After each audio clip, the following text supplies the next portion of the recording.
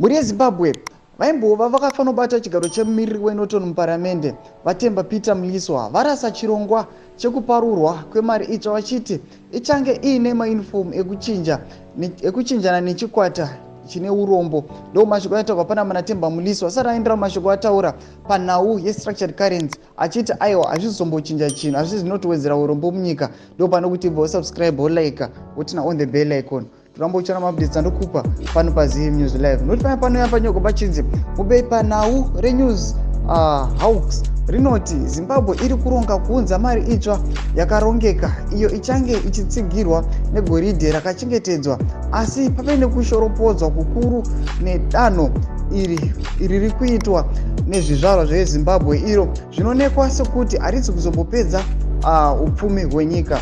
Zvichinyorwa paX navatemba Mliswa vakati kuchinja mari hakusi kuronga kukuru,